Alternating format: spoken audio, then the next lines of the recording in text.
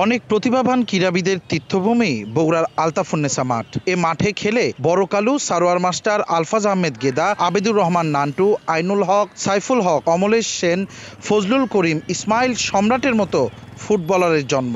যে মাঠ থেকে রাশেদুন নবী আনু, শরফুদ্দিন আহমেদ টুটু, রৌনক টুটুল পপলু, ওহিদুল দুলালের মতো চৌকস ক্রিকেটারের জন্ম।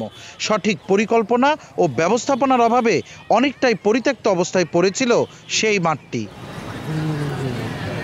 বগুড়া শহরের প্রাণকেন্দ্রে প্রায় 3.5 একর জায়গা জুড়ে অবস্থিত আলতাফুন্নেসা খেলার মাঠ ঘিরে জড়িয়ে আছে এই শহরের ইতিহাস ও ঐতিহ্যের নানা গল্প। আদরের দুলালী আলতাফুন্নেসা চৌধুরীর নামে দান করা জমিতে 1854 সালে এই খেলার মাঠ গড়ে তুলেছিল নবাব আব্দুস সোবহান চৌধুরী।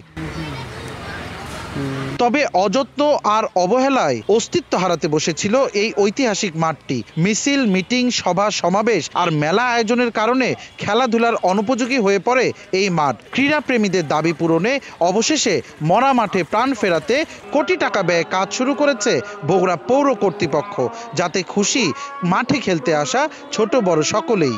এই সংস্করণের আগে ছিল তখন প্রচুর খারাপ অবস্থা ছিল, বৃষ্টি হলে পানি জমাট বাঁধতো, আমরা মতো ছেলেরা খেলতে পারতাম না ওই পানির জন্য। তারপরে পানি থেকে ওই পানি জমে থাকতো, ডেঙ্গু মশার মতো আবির্ভাব হতো। এই মাঠে আমরা প্রতিদিন বিকালে খেলি, আমরা সবাই একটা গ্রুপে। এই মাঠটা যাতে কোনো না হয়, কারণ মাঠটা আমাদের খুব প্রিয়। এখানে বিভিন্ন ধরনের পানি জমতো, খেলার মধ্যে মনে করেন ওই জায়গায় গর্ত ছিল, ওখানে পানি জমে খেলাটায় ফুটবল খেলায় অনেক ব্যাঘাত ঘটতো। আর বর্তমানে এখানে বালু ফেলছে, পরে এখানে মাটি দিবে, তারপর আবার ঘাস দিবে, এজন্য মাঠের উন্নতি হচ্ছে। আগে তো এরকম খেলার ব্যবস্থা ছিল না, বৃষ্টি হলে পানি জমতো, আর আমরা প্রতি শুক্রবার করে খেলতাম, তো বৃষ্টি হলে খেলতে পারতাম না।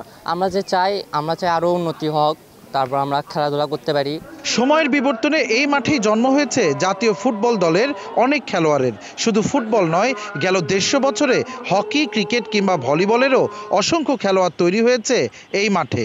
আলতাফুন্নেসা খেলার মাঠ নিয়ে আমাদের আসলে একদম শৈশবকাল থেকেই ওর তো অনেক স্মৃতি বিজড়িত এই মাঠ, এবং এই মাঠে আমরা যখন শিশু ছিলাম তখন থেকে দেখেছি যে একটি প্রাণবন্ত একটি মাঠ। আমরা আশা করি যে এই মাঠের মাধ্যমে আবারও প্রাণবন্ত হয়ে উঠবে বগুড়ার ক্রীড়া অঙ্গন।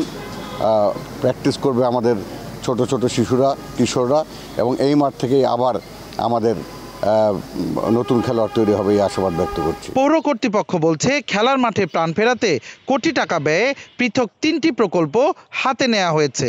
এটা শহরের একেবারে কেন্দ্রস্থলে অবস্থিত।